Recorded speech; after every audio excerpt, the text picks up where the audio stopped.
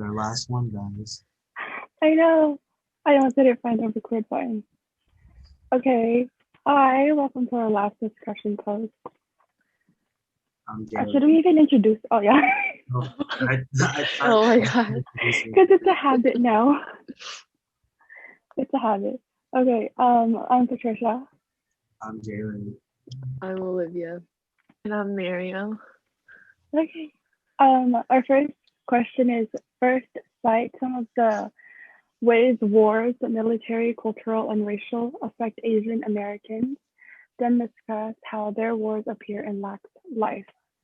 So for me, I said that wars break up Asian American families because your family members could die in like the middle of the war, or like you could be drafted or forced to fight the war. So that's one way it affects them. And also, it's like they kind of migrate to a different area. So let's say, um, like say there were, I think like the Opium Wars. Like some families migrated to like Americas, and like it was kind of hard for them, but they kind of make their new life in America. So it's kind of good and bad. They left their like motherland, but they came to an area where they could like they had better chances. It just changes like their whole lifestyle completely because especially in Lack's life, they had to go on a boat and then sail across to America and then like their first house there, which was an apartment, just like completely different than what she lived in like when before. So just like Mm-hmm. a complete change of scenery and like people surrounding you and everything. Yeah, Yeah. and I feel like they came to America for a better life, but they were kind of like hit by reality because they were faced with like discrimination and racism. So it wasn't really what they expected it to be.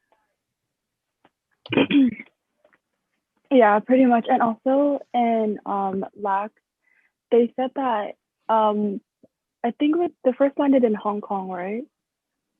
I think it was. Yeah. Yeah, so when they were like met up with that big boat, they were like women and children only. So that was like almost them being torn apart just because they were like trying to flee Vietnam. Hmm.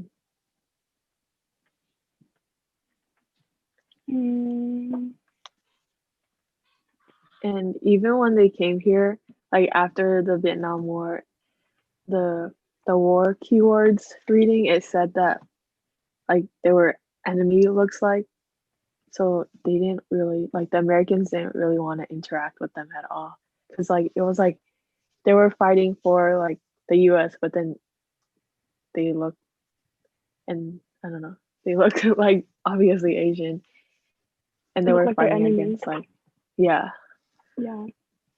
Mhm. To go off what Miriam said, like in World War II, when like Japan attacked Pearl Harbor, like, all the Japanese were like looked at as enemies, like they wouldn't even be let in. And even same thing with like if you were just Asian in general, they couldn't really determine if you were Japanese or not. So like I had to wear signs like, yo, I'm not Japanese, like I'm Chinese or something like that. Yeah. So hmm basically, those Japanese Americans had to hide their culture just to like escape them from being incarcerated or like locked up in prison.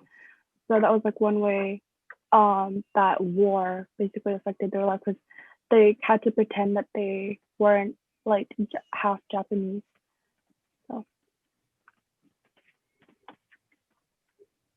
and then even in the apartment building, there'd be a floor for oh yeah. African Americans, there'd be a floor for Mexicans, and then they were on the floor for all the Asians. So it was just Mm-hmm. like another like form of separation that they had to go through.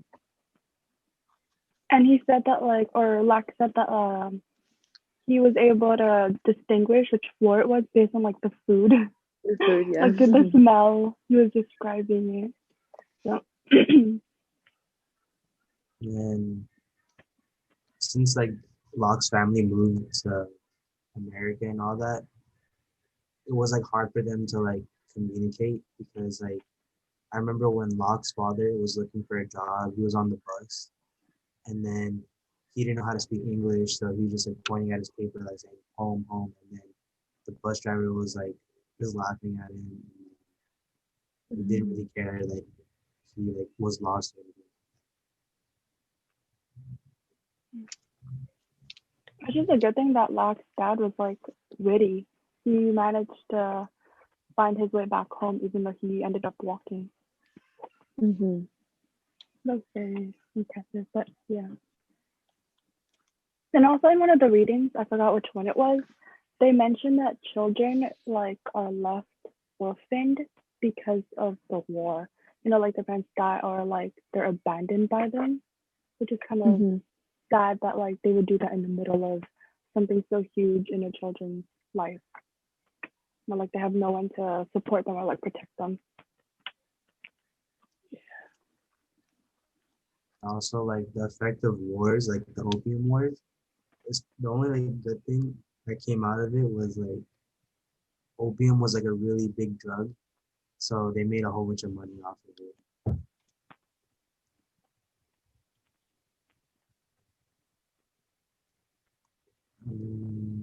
Did we answer it? Should we move on? Yeah, we can move on.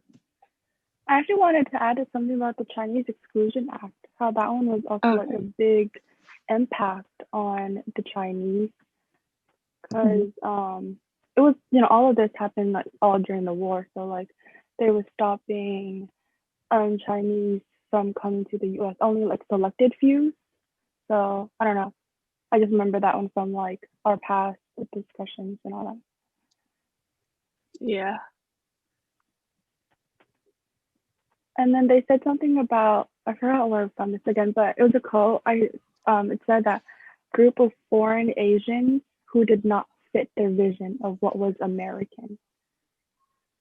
So did I pause? Yeah.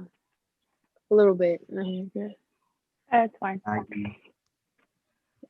Also, Okay. adding on to what you said, Patricia, there was also another passage that said the other race, as in like Asians. It said that they could never become Americanized, hmm Well, except for the and Filipino. also because, oh yeah, Well, technically, but also because, but also because the like Americans wouldn't allow them to become Americanized because they kind of saw Asians as a threat, which like we kind of talked about last week with like the video and stuff. How hmm like that's what Asians want to be, is like become like part of the American like dream and stuff, and like yeah, and then we didn't let that happen because like they felt threatened by Asian Americans.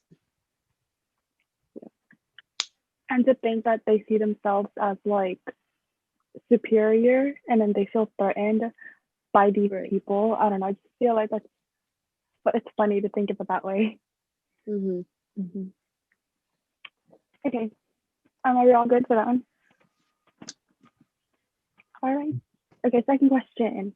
What are the reasons that immigrants live in ethnic enclaves? Am I saying that right? What are the Yeah, I think that's how you say consequences? I know.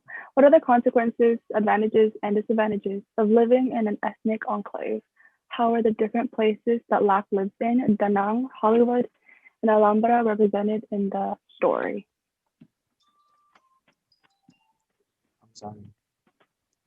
Enclaves are like Chinatown, right? They mentioned like Chinatown, Koreatown, Little Tokyo, Little Saigon, but those little. Yeah. So it's Yeah. like for each certain group. Mhm. There's one right behind Little India Town. Oh really? You guys Like know they're Well, literally Carson? right there.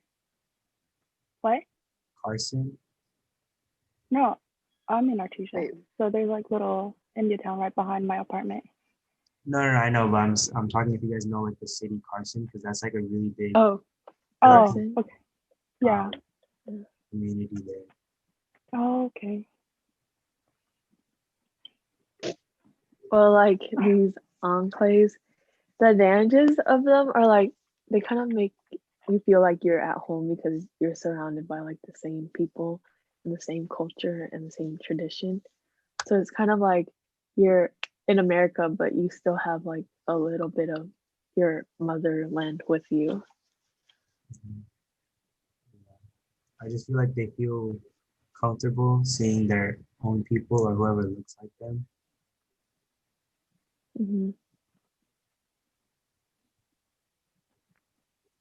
Yeah, just to be around like the people who share like common traditions and like religions and um, food and everything. So I feel like they just want to like stay somewhere where they're comfortable. Whereas like if they moved into like an all white like suburban neighborhood, then they wouldn't really feel accepted as much as they are in like their own little town. Mm-hmm.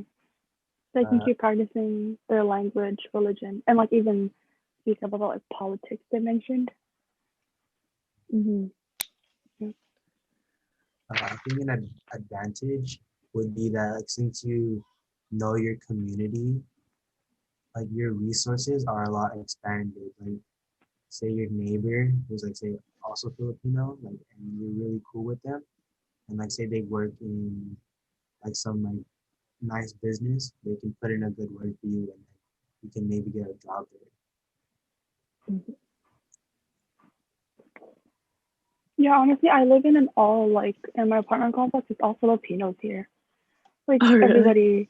everybody all Filipinos here, and then like it's mainly like older people, and everybody's like all speaking Tagalog or like you know how Filipinos are like loud and every weekend is like party downstairs, I feel like all and ages are allowed though. that's Oh, yeah. life. It's like every weekend the people like down the complex they're like having a party, and it's like that's how they usually are back in the Philippines. So they can still keep doing that with like without people or like their neighbors like complaining how loud it is in the middle of the night.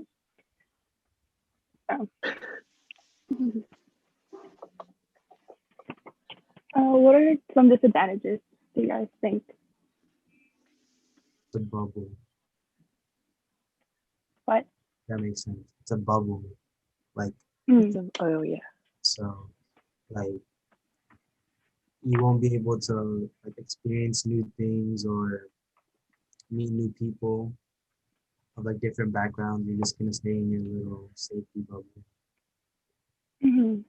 Yeah, that's true. It's like you're trying so hard to like keep your childhood and your memories and all your culture and tradition, which is like good, but you're not trying to like branch out and experience more.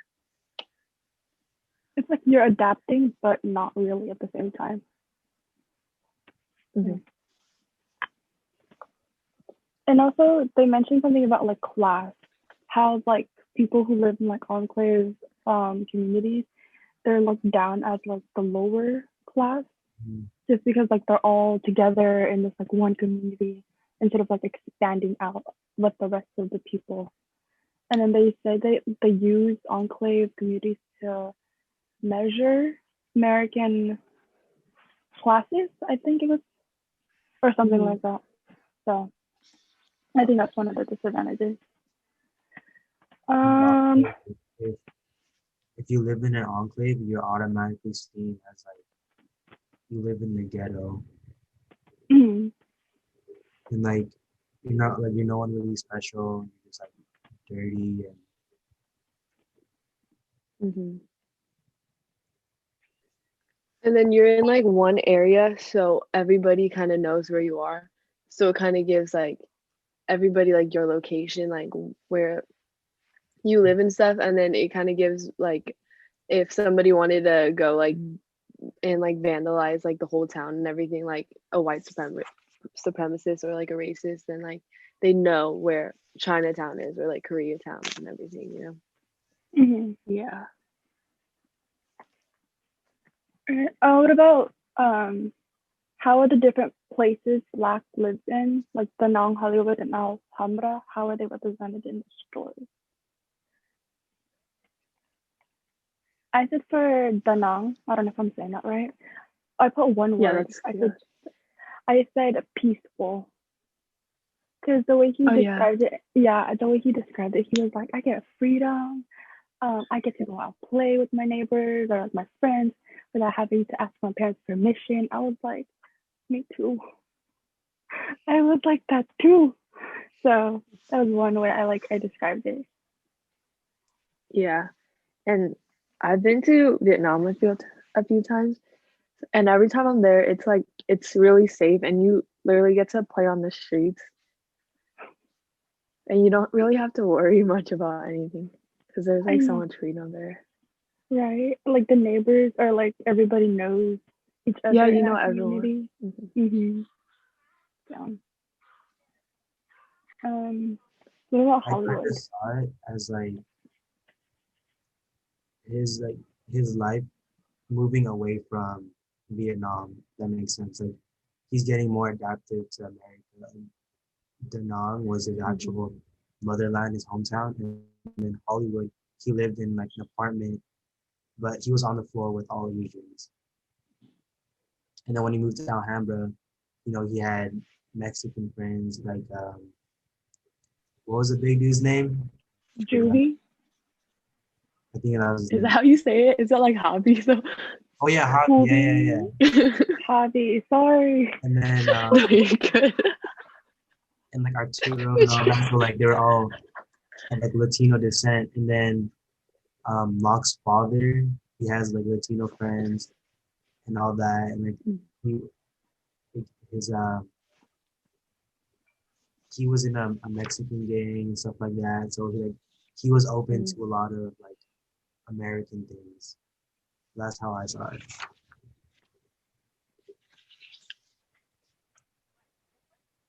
yeah.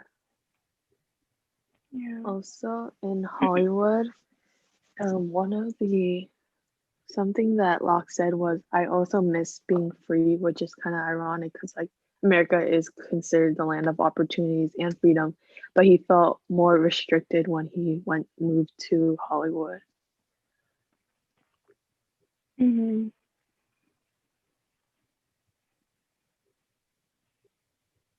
Um, I also want to mention um, how he was exposed to things like the balloon that Like wasn't even a that was balloon. so funny. That was so funny. Oh So my gosh. he was like a little kid thinking that it was a balloon, and then his dad just like yanked it out of. Those are things that Horrible. you wouldn't even see. I don't know in like other areas. Yeah. Yeah. It was so funny. When because he said red balloons, I was like, okay, red balloon in my head. And then the more I kept reading, I was like, Yeah, no, it's me not. too. It's not a balloon. And then I thought I was like, I texted you guys just to be sure. I was like, am I thinking of the right thing? Yeah. Like even though that was 70 pages, I did I did not mind reading all of that. No, you guys said it was like Mhm. 2 to 3 hours. I was like, I don't know, like an hour and a half into it. It was so interesting and It was funny. so interesting. Yeah. Like at first I was like 70 pages, like, You she's know, serious. But then I Right? started reading and I was like, okay. I was like, okay, this is Yeah. actually really good. Yeah. I actually liked how it included his dad's struggles also. Hmm. How it wasn't his first time fleeing from the communists. So that just shows how like how much experience and like hardship his dad had to like endure already. And Yeah. And it said it when he was in Vietnam, he went from rags to riches, but then when he after moved to Raggy. America, they lived in like rural areas and they had to dig through trash cans and they were living I off of food know. stamps. So his and then Oh life they my would kind of go to god! like the Don't even mall start with just to the get food stamp. presents from the Santa, and then Locke would have to oh keep going back yeah. in line and like keep checking shirts and all that. Yeah. I know. Wait, that happened in Alhambra, right? The Santa Yeah. Yeah. when okay, yeah. And it was funny how they put like Santa as a black dude. That was like really funny. I know. I was like, why couldn't Locke's younger sister do it? Why did it have to be him? Mm-hmm. It was like it would have been more believable it was if it was his sister. At least Santa was chill about it. You know, he was just like, "I just Oh, forget it." he was like, wait, didn't like he was like kind of suspicious about it, but I think he didn't want to be like racist, like saying, "Wait, weren't you here before already?" So he was just like, "Okay, just get it." Yeah, Mm-hmm. that's pretty cool. Third question. Yeah. Okay. According to Laksu's memoir and Building of Bridges, how do language barriers affect parent-child relationships in Vietnamese, Cambodian, and Asian American families? Think broadly about language. What are the different languages that first and second generation Americans speak? Reflect or reference both Building Bridges and I Love Yous are for white people for full credit. Okay, this one I had a lot to say for this one. I wrote them like a whole lot of notes. Do you want to start off? Yeah. Okay, is Sorry.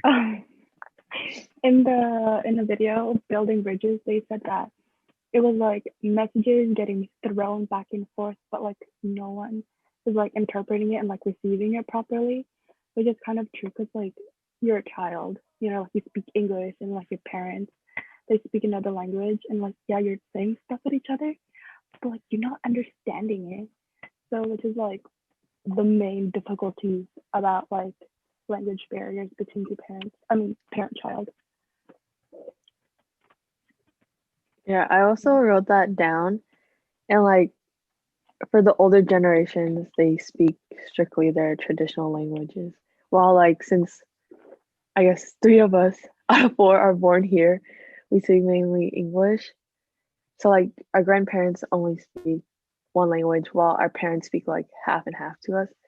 While like for us, we may speak a little bit of our traditional language, but we probably well, our main language is English. And one of the guys in the video in Building Bridges, he said that because we're in America, English always wins. It's like that's like the dominant language. And then I want to relate to one of the dudes in the video because like when I was younger, like my parents would speak to me like half half, like English and Filipino and Tagalog. And I knew some words, but I wasn't really like familiar with it as I am right now. And then when his in the video, the mom would be like, "Oh, can you go get that like that bucket?" And then he was like, "This one." He's like, "No, the other one." And then he like didn't understand what she was saying, so he just like picked up all of them and was like, "This one." I was like, I could relate to that a lot. Yeah. Honestly, cause I see that in here, like my younger siblings, they don't really understand Tagalog. So when my mom, like our mom, is saying something to them, like I have to translate it. So and That's even good now, that you honestly, like have. I It's do good what? that you have like the language though. You still have it with you. Yeah. Well, I mean, even if I was gonna say, even if I still have it, I'm starting to lose it. Like Okay. the accent is kind of gone, like kind of. And then when I try to speak Tagalog or when I speak it, it's like American accent already. It's like I can hear it Mm-hmm. and it sounds so weird. It sounds so weird to me. So I don't know, like if I go back or when I go back and then I try to speak Tagalog, it's like the people are gonna look at me different, you know? Not like as them, but as American. Um, Yeah, like, that's what I'm scared about. Like growing up is that I'm happy that my parents like were speaking it to me, so like I have some kind of I'm kind of familiar with it and like the culture and all that. But since I was born here, I'm like technically American. So if like when I have kids, like they're just gonna be super American because like, I won't be able to speak it to them. I might take them to like some Filipino restaurants or stuff like that, but I can't really give the amount my parents gave to me. It really mm, sucks. Yeah, I definitely agree with you. Like I was born here, but English was my second language, and I had to take ESL classes for it. But now my Vietnamese is like not as good as it used to be, and I'll combine like English and Vietnamese words, or my sentences won't be complete because I'm not, I don't know, using it as much anymore, especially because, well, we go to school and we're speaking in English. And the only time I actually speak Mhm. Vietnamese is when I'm at home. So it's like fading away. That's why. Same thing with me. Wait, Vietnamese is your first language? Yeah. Oh, cool. What else do you guys have to say about language barriers?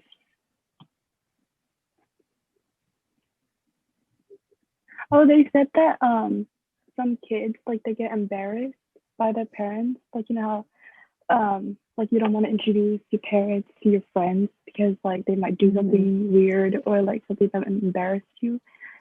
I found it like sad, but I know it's true because like I've Yeah. seen it. Yeah, so it's sad that like you don't want to introduce your parents just because you don't speak English. Like you can't even like translate for them. I don't know. Mhm. Mhm. I think another thing about language barriers for like blacks specifically was like, well, all Asians, they're not really good with showing like intimacy. And it's like kind of awkward for them, like how Black said "I love you" to his dad, and his dad like kind of Bro, that reacted was so funny bad. for me. I'm so sorry, but it was so funny. He was like, "Dad, I love you," and then he goes, "What the fuck? What the What's fuck? wrong with you?" I was dying. Oh Dude. my god, it was so funny for me. Yeah. It's like So that's the like, stereotype of like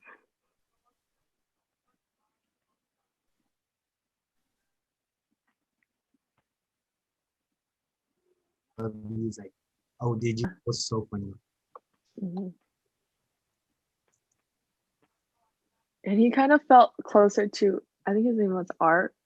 Yeah, Arturo. His yeah, he felt closer to his family than his own family.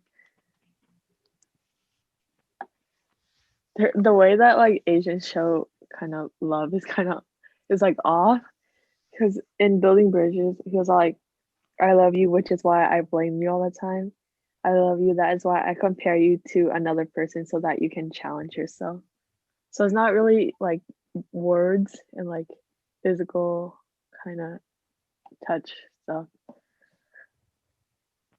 It's like it's implemented that they love you. Just, just in a different way. Yeah. Yeah. And it's kind of like sad in that part that they don't like show like their affection and like tell their kids like, oh, like I love you, but like it's just like not how things work, you know, like it's just not how they're built. Yeah. Mhm. That's like my family. We don't say that to each other. Honestly, me and my siblings, I don't even say that to them. Yeah.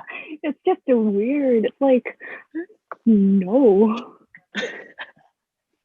Like I can hug them, but like I can't like kiss them or like say those words. I don't know. Yeah. It's why you said she said ew. That she agrees with me. And then they Yeah. also mentioned like how parents they watch like their shows. Let's say it's like Cambodian shows, Vietnamese, Korean, Filipino shows. Like it's true. My mom she watches a lot of those, and like I do too. But then like my siblings they watch like well my sister she watches like anime, K drama, and then here my brother is like watching all these like game shows. Like very different. Yeah.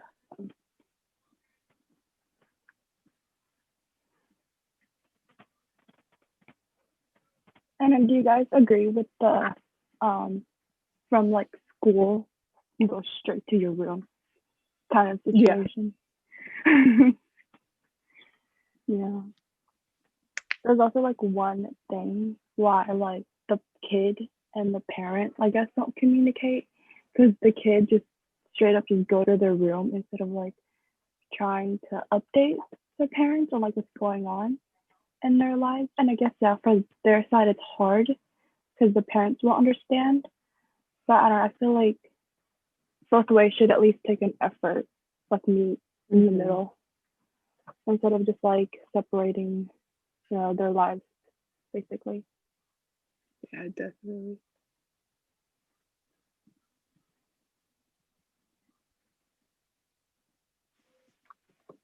Mm-hmm. Do you guys want to add anything else into that?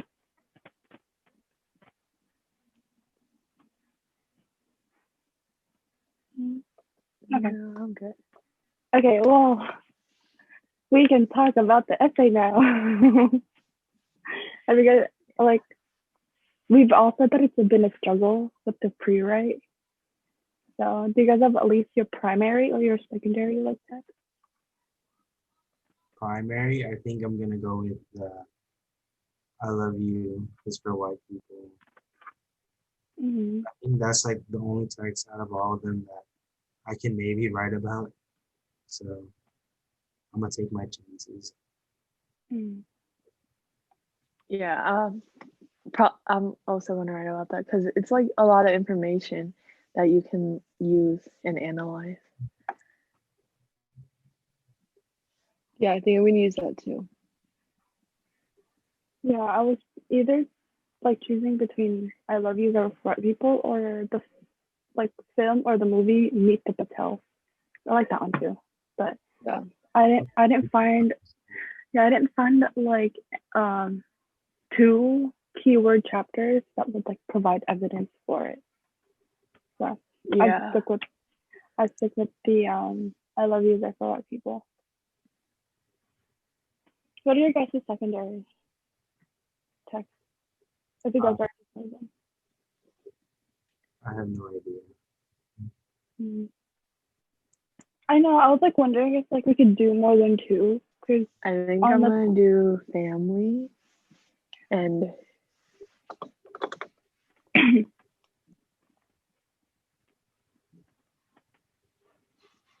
and maybe I don't know, like, Enclave.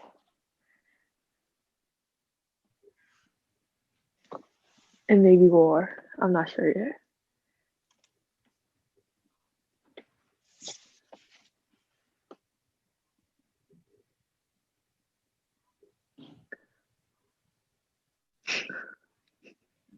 sorry. Okay. I was also gonna say I don't know if I could do three because I'm doing family, war, and then I want to include Enclaves because it supports it supports like my last topic, which is like preservation of culture and language barriers. I don't know I think how. you can do 3. Or if you're adding another scene. Because number three is just an optional one. I just did it just so that I can like make sure I have enough words and the pages. It's longer this time.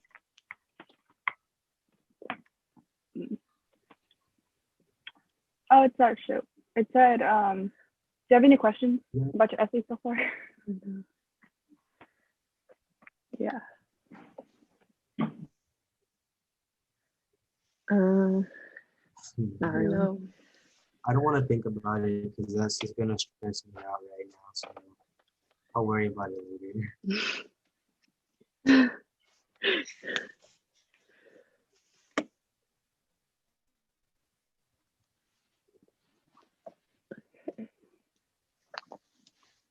Where did Patricia go? She's still here. There she is. Oh, no, I just had to help my sister real quick. Yeah. Honestly, I don't know how I'm gonna do. Yeah. Okay. Do you guys have any other like last comments?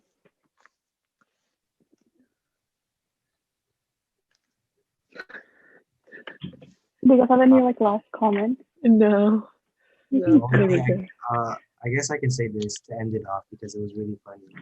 Was in I Love You for White People's Locke knew that the girl liked him and he wanted to like get money.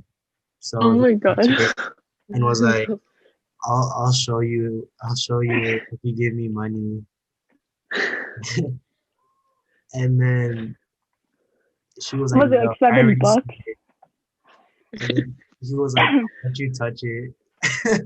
I was, it was so funny. And then the first part where when they were playing basketball and like he was just trying to defend her, and then she knew what she was doing, like rubbing up all on him, and he was like Right. just playing defense, like dude, hurry up. Like it was just so funny to see. And they're like what 13, 14-year-olds, and then the girl's like, yo, let me see it, let me touch it. It was just so funny for me. How old were they?